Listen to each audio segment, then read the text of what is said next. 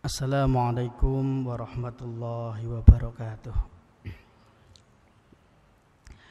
Bismillahirrahmanirrahim. Alhamdulillahirabbil alamin. Wassalatu wassalamu ala asyrafil mursalin wa imamil muttaqin sayyidina wa maulana Muhammadin wa ala alihi wa sahbihi ajma'in. Subhanaka la ilma lana illa ma 'allamtana innaka antal alimul hakim. Para jamaah, mari kita melanjutkan ngaji kitab Arba'in. Hari ini kita akan mengaji hadis urutan ke-10 dari kitab Arba'in Nawawi. An Abi Hurairah radhiyallahu an, diriwayatkan dari sahabat Abu Hurairah radhiyallahu an, qala, dia berkata, qala Rasulullah sallallahu alaihi wasallam, Rasulullah sallallahu alaihi wasallam bersabda, Innallaha tayyibun. Innallaha, sesungguhnya Allah, tayyibun, tayyib. Sifat tayyib kalau disifatkan kepada Allah, maknanya adalah munazzahun an jami'in naqais. Allah tayyib berarti Allah disucikan dari semua kekurangan. Dengan kata lain, Allah disifati tayyib berarti Allah maha sempurna. Kalau tayyib itu disifatkan kepada seseorang, maka thayyib itu berarti orang yang tidak memiliki akhlak tercela, atau dengan kata lain akhlaknya mulia. Misalnya di Al-Quran itu ada ayat fankihu ma toba lakum minan nisa'i, kalian nikahilah perempuan-perempuan yang jadi thayyib. Itu karena disifati dengan thayyib, maka bisa diartikan orang yang akhlaknya baik. Kalau thayyib itu disifatkan pada benda, maka thayyib itu berarti bersih atau suci. Misalnya di ayat tayamum, fatayammamu sha'idan thayyiban. Jadi bertayamumlah dengan tanah thayyiban, yang bersih atau yang suci. Kalau thayyib itu disifatkan pada makanan, maka berarti thayyib itu berarti bersih, lezat, tidak menjijikkan. Halalan thayyiban, berarti halal, thayyiban itu berarti lezat, bersih, tidak najis, termasuk juga tidak menjijikkan. Itu. Kalau thayyib itu disifatkan pada mencari rezeki, maka thayyib itu bermakna halal. Kalau thayyib itu disifatkan pada perkataan, berarti perkataan yang thayyib adalah perkataan yang baik, yang menyenangkan. Kalau sifatkan pada keyakinan, Berarti thayyib itu adalah keyakinan yang lurus. Itu penggunaan kata thayyib sebagai sifat baik di dalam Al-Quran maupun di dalam hadis Nabi. Di hadis kita ini Rasul bersabda, innallaha thayyibun. Berarti sungguh Allah itu maha suci dari semua kekurangan. Berarti Allah maha sempurna. La yaqbalu illa thayyiban. La yaqbalu, dia tidak menerima illa kecuali thayyiban, yang baik. Ini berarti bisa keyakinan. Berarti kalau keyakinan berarti keyakinan yang lurus. Kalau ini ucapan berarti ucapan yang baik. Kalau ini perbuatan amal itu berarti amal yang soleh, jadi yang ikhlas dan sesuai dengan petunjuk Rasul. Kalau ini berkaitan dengan rezeki berarti adalah rezeki yang diperoleh dengan cara yang halal.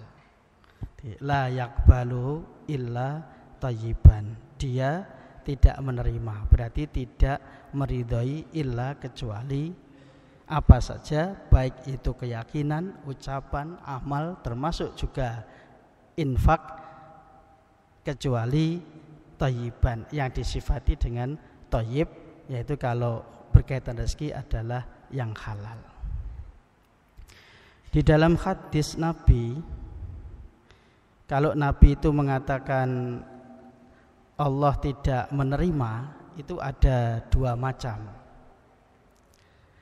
Ada yang maknanya tidak menerima itu adalah menafikan keabsahan, jadi tidak sah. Misalnya la yaqbalullahu sholata ahadin minkum idza ahdatsa hatta tawaddoa. Allah tidak menerima salat seseorang dari kalian yang berhadas sampai dia berwudu. Berarti maknanya tidak menerima di sini adalah tidak absah.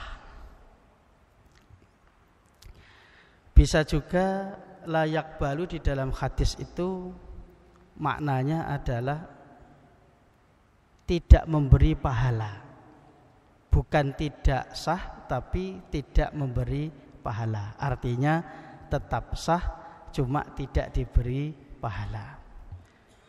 Misalnya di dalam hadis Nabi itu, orang yang mendatangi tukang ramal arraf, sholatnya tidak diterima 40 hari.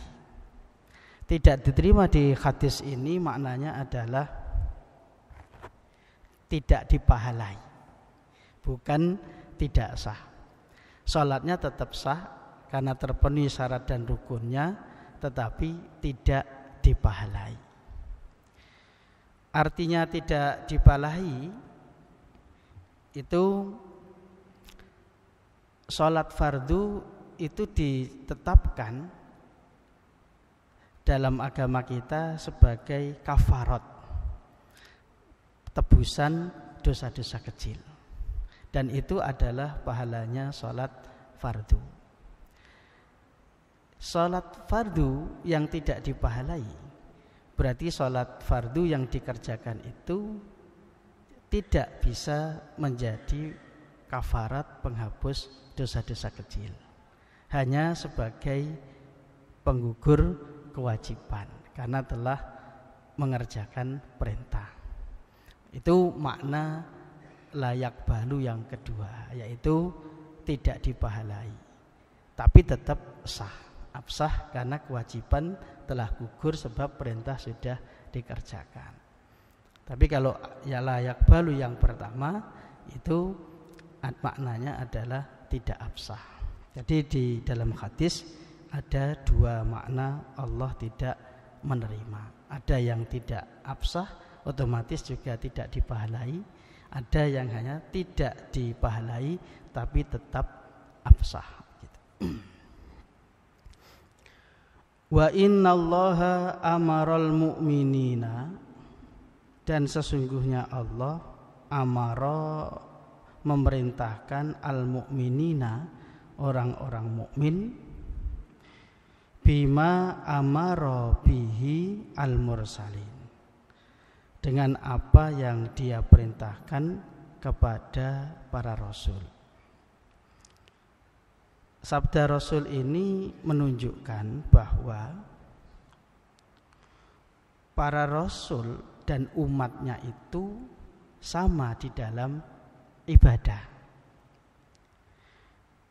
Para rasul itu berarti juga terkena khitabnya Allah, terkena perintahnya Allah. Yang diwajibkan untuk umat, ya diwajibkan untuk rasul. Yang dilarang untuk umat, ya berarti dilarang untuk rasul. Gitu. Karena umat dan rasul sama-sama terkena perintah Allah. Ini prinsip pokok. Jadi kalau ada perintah kepada umat, maka rasul pun juga terkena perintah itu. Kecuali sesuatu yang menjadi khususiyah bagi rasul. Karena khususiyah itu hal yang sudah ada di dalam kehidupan masyarakat manusia. Seorang pemimpin itu tentu mempunyai kekhususan, jadi yang tidak dimiliki oleh yang dipimpinnya, karena itu terkait dengan kepemimpinannya. Rasul juga demikian. Beliau juga memiliki khususiyah. Misalnya Rasul itu diharamkan menerima sedekah. Ini khusus untuk Rasul, tetapi umat tidak terkena larangan itu. Yang khususiyah yang Rasul yang lain misalnya adalah di suratul Ahzab itu Rasul itu dibolehkan menikahi seorang perempuan yang menghibahkan dirinya kepada Rasul. Artinya dengan lafaz, dengan redaksi, jadi dengan hibah. Jadi berarti kalau hibah berarti tidak ada mahar. Ini diantara khususiyah untuk Rasul, tapi ini tidak berlaku untuk umat. Jadi kalau kita memahami teks-teks Quran dan teks hadis, itu pada prinsipnya yang diperintahkan, yang dilarang pada umat ya berlaku untuk Rasul sama. Tapi ada hal-hal yang merupakan khususiyah Rasul, contohnya tadi yang disampaikan. Lalu setelah mengatakan demikian, Rasul niku dalil. Beliau kan mengatakan Allah mau memerintahkan kepada orang mukmin dengan apa yang diperintahkan kepada Rasul. Lalu Rasul dalilnya di mana? Yang pertama, Rasul membacakan surat Al-Mu'minun 51. Ya ayyuhar rusulu kulu minat thayyibati wa'malu sholihan. Ayat ini khitabnya, dawuhnya itu ditujukan kepada Rasul. Wahai para Rasul, jadi yang diperintah adalah Rasul. Kulu minat thayyibati wa'malu sholihan. Makanlah kalian dari yang baik-baik dan lakukanlah amal soleh. Lalu Nabi membaca juga ayat yang khitabnya ditujukan pada umat, yaitu ya ayyuhalladzina amanu, wahai orang-orang yang beriman. Berarti ini khitabnya, dawuhnya ditujukan kepada umat. Kulu min thayyibati ma razaqnakum. Makanlah kalian dari yang baik-baik apa yang kami rizkikan kepada kalian. Dengan berdalil dua ayat ini, itu Rasul menunjukkan bahwa prinsipnya yang diperintahkan kepada umat itu juga yang diperintahkan kepada Rasul, kecuali dalam hal-hal tertentu yang memang itu khususiyah bagi Rasul, baik perintah khusus untuk Rasul, baik larangan khusus untuk Rasul, atau termasuk yang mubah untuk Rasul. Itu khusus berarti tidak berlaku untuk umat. Di ayat yang lain juga ada yang seperti ini, misalnya mengikuti agama Nabi Ibrahim. Ada ayat yang khitabnya ditujukan kepada Rasulullah, anittabi' millata Ibrahima hanifa. Kamu ikutilah agama Ibrahim dengan lurus. Itu ditujukan kepada Rasul. Yang kepada umat juga ada wattabi'u millata Ibrahima hanifa. Kalian ikutilah millah Ibrahim dengan lurus. Jadi berarti itu khitabnya sama-sama berisi perintah mengikuti agama Nabi Ibrahim. Yang satu ditujukan kepada Rasul, yang satu ditujukan kepada umat. Berarti Rasul dan umat sama-sama dikhitab oleh Allah mengikuti agama Nabi Ibrahim. Di hadis kita ini Rasulullah membaca ayat Quran dalam rangka berdalil. Beliau langsung mengatakan qala Allah Ta'ala ya ayyuhar rasul.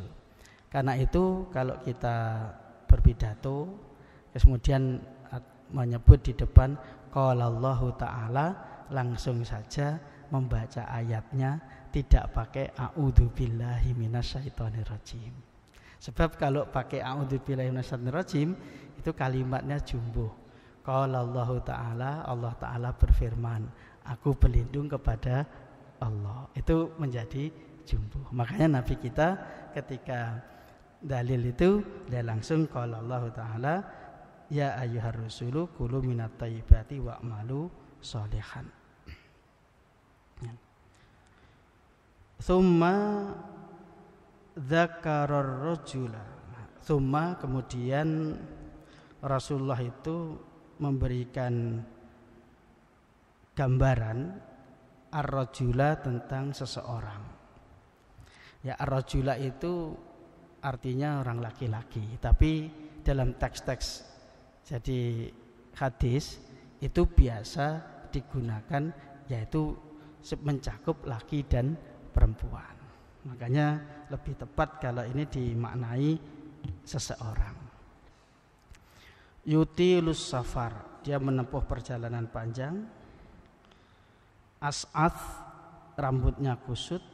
Akbar, berdebu. Nabi menyebutkan safar itu karena di dalam agama kita safar itu salah satu keadaan mustajabud doa, doa diijabahi. Apalagi sampai dia itu as'ath akbar, rambutnya kusut, berdebu gitu. Yamuddu yadaihi ilas samai, itu berarti yarfa'u yadaihi, dia mengangkat kedua tangannya, mengangkat ilas samai, ke langit. Nabi menyebut yamuddu yadaihi ilas samai ini menunjukkan kalau adab berdoa itu jadi yang pokok adalah mengangkat kedua tangan. Jadi adab berdoa yang pokok itu adalah mengangkat kedua tangan.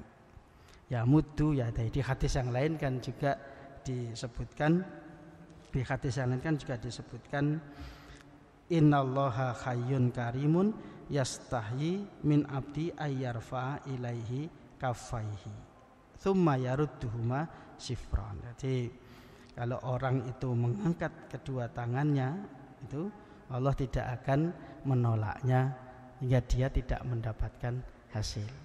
Oh, itu berarti mengangkat kedua tangan ketika berdoa itu adalah adab berdoa itu.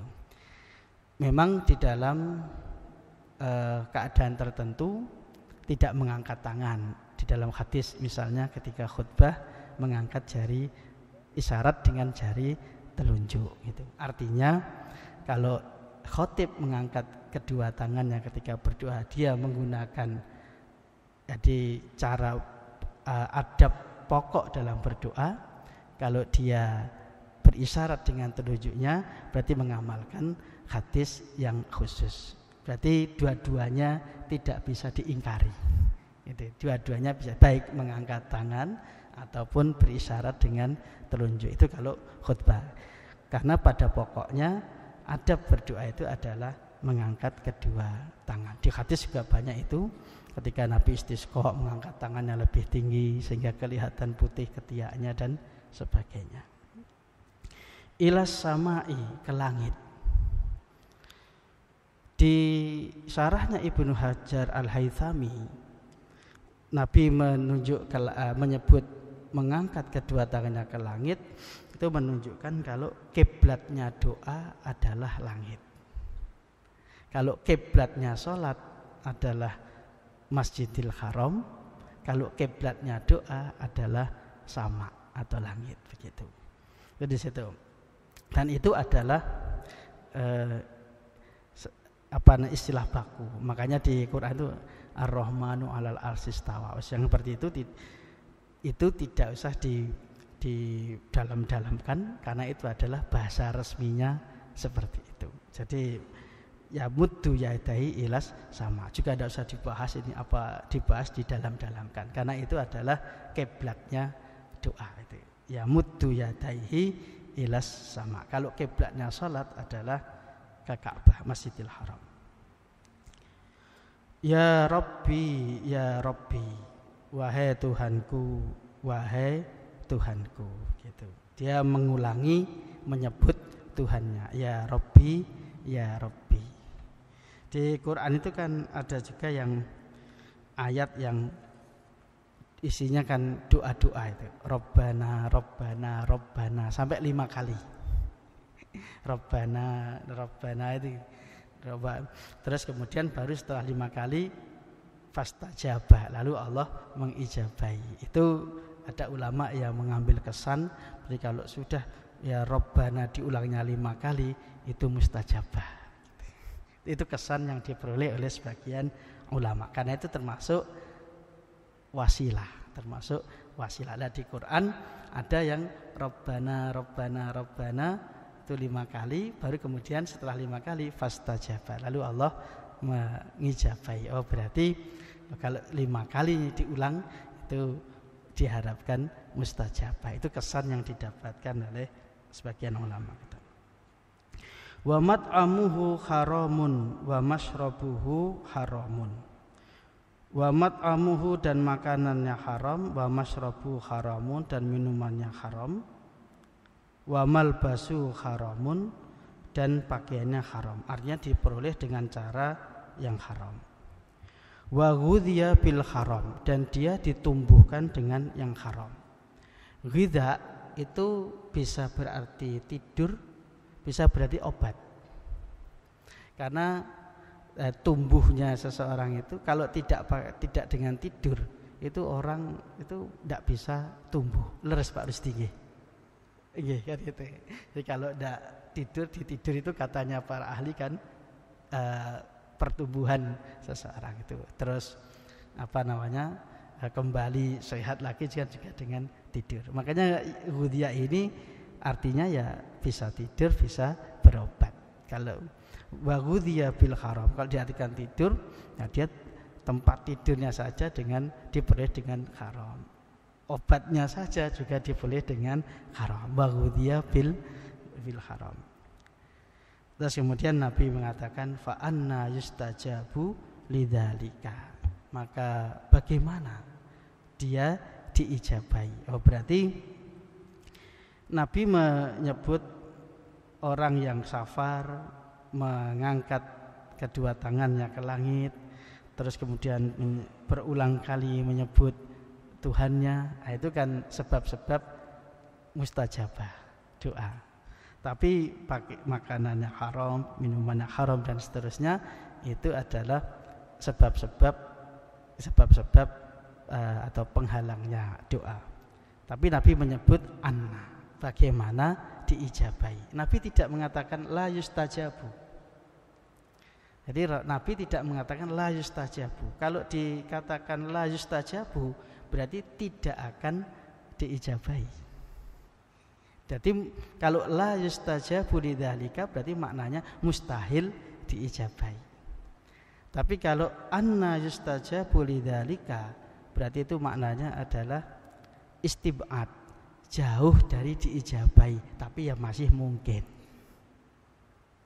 Bukan memustahilkan diijabahi, tapi maknanya jauh dari diijabahi, tapi masih mungkin diijabahi. Jadi kalimat Nabi, redaksi Nabi fa'anna yustajabu lidzalika itu maksudnya kira-kira adalah supaya orang itu jadi menjaga yang dia makan supaya dari yang halal, sehingga harapan besar doanya itu mustajabah, harusnya mustajabah. Jadi ini bukan memustahilkan, tapi ini artinya jauh dari istijabah, tapi masih mungkin diijabahi. Sebab di dalam dibaca dalam ayat Quran itu iblis itu berdoa. Iblis itu kan ingkar berdoa, diijabahi karena suatu hikmah ilahiyah. Itu juga ada ayat Quran itu, jadi orang-orang musyrik berdoa ya diijabahi karena hikmah ilahiyah. Berarti mustajabahnya doa itu adalah ala muradillah, sesuai dengan menurut kehendak Allah, bukan menurut kehendak yang berdoa. Itu di sana. Makanya Nabi di situ mengatakan fa anna yustajabu lidzalika, bukan mengatakan la yustajabu lidzalika. Itu di situ. Yang iblis saja yang kafir itu karena hikmah ilahiyah Allah berkehendak mengijabahi. Orang musyrik yang berdoa selamatkan itu juga diijabahi karena hikmah ilahiyah menunjukkan kemuliaannya Allah di sana. Apalagi yang muslim yang bermaksiat masih tetap ada kemungkinan mustajabah. Jadi di hadis Nabi ini fa'ana istajabah itu adalah Nabi mendorong supaya jadi besar harapannya diijabahi, bukan memustahilkan diijabahi. Dan di dalam hadis Nabi itu kan disebutkan, jadi kalau orang beriman itu berdoa itu mesti diijabahi oleh Allah, janjinya Allah begitu. Tetapi istijabahnya ala muradillah, menurut kehendak Allah. Ada yang diijabahi disegerakan sesuai dengan permohonannya, ada yang diijabahi sebagai simpanan untuk diberikan di akhirat, dan ada juga yang diijabahi dalam bentuk dihindarkan dari keburukan. Itu semua berarti ala muradillah, menurut kehendak Allah, sesuai dengan kebijaksanaan Allah begitu. Rawahu Muslimun, hadis ini diriwayatkan oleh Imam Muslim. Berarti hadis ini sahih, hadis ini adalah otentik, ini adalah sabda Nabi kita, junjungan kita Nabi Muhammad Sallallahu Alaihi Wasallam. Jadi supaya melakukan mencari rezeki yang halal, supaya berinfak dari yang halal, supaya menunaikan ibadah-ibadah yang membutuhkan sarana harta dari yang halal. Jadi pokok pikiran utama dari hadis ini dicantumkan di kitab Arba'in adalah supaya orang itu kalau infak dari usaha yang halal. Kalau sedekah dari usaha yang halal. Kalau haji berangkat dari usaha yang halal. Kalau tolabul ilmi, mondokkan anak, dibiayai dari usaha yang halal, supaya jadi diijabahi oleh Allah. Harapannya begitu. Itu pokok pikiran utama dari hadis kita ini. Lalu bagaimana kalau orang itu sudah terlanjur mempunyai harta yang diperoleh dengan cara haram, yang berarti itu adalah milik orang lain, yang orangnya sudah tidak diketahui lagi. Kalau Imam Syafi'i pandangannya, pendapatnya ya disimpan sampai ketemu yang berhak. Tapi seorang tabi'i yang namanya Imam Atha bin Abi Rabah, ketika ditanya tentang itu, beliau mengatakan mensedekahkan. Jadi tidak disimpan tapi mensedekahkan karena sudah tidak tahu yang berhak. Ibnu Rajab Al-Hambali senada dengan Atha bin Abi Rabah itu berpendapat yang sama, yaitu disedekahkan. Alasannya kata beliau, harta itu tidak boleh disia-siakan. Kalau disimpan saja juga tidak bermanfaat untuk orang lain, apalagi sampai dibuang, itu berarti menyia-nyiakan harta. Itu tidak direstui di dalam agama Islam. Makanya kalau yang pemiliknya sudah tidak diketahui, ahli warisnya juga tidak, disedekahkan dengan harapan itu nanti akan menjadi pahalanya yang bersangkutan di akhirat nanti. Begitu. Itu pendapat tabi'i Atha bin Abi Rabah, juga pendapat salah seorang ulama dari mazhab Hambali, yaitu Ibnu Rajab Al-Hambali. Itu adalah jalan keluar. Jadi orang yang memiliki harta yang haram milik orang lain, yang orang itu sudah tidak diketahui keberadaannya dan juga tidak diketahui ahli warisnya. Oke, demikian hadis kita hari ini. Mudah-mudahan bermanfaat untuk kita semua. Ada pertanyaan atau tidak, Pak Rusdi? Nggih. Baik. Kalau tidak ada, mari kita tutup dengan berdoa. Hamdan syakirin, hamdan na'imin, hamdan katsiran man yuafi ni'amahu wa yukafi'u mazidah. Ya Rabbana lakal hamdu li jalali wajhika wa 'azimi sultanik. Allahumma salli wa sallim wa barik ala nabiyyina wa habibina Muhammadin wa ala alihi wa sahbihi ajma'in. Walhamdulillahi rabbil alamin. Allahumma ighfir lana wa li ikhwanina alladhina sabaquna bil iman wa la taj'al fi qulubina ghillan lil ladzina amanu rabbana innaka ra'ufur rahim. Allahumma ighfir li ummati sayyidina Muhammad. Allahumma arham ummata sayyidina Muhammad. Allahumma astur ummata sayyidina Muhammad. Allahumma jabur ummata sayyidina Muhammad.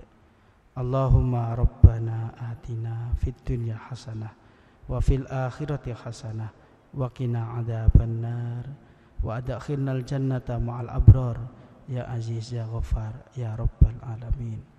Subhana rabbina rabbil izzati amma yasifun wa salamun al mursalin walhamdulillahi rabbil alamin.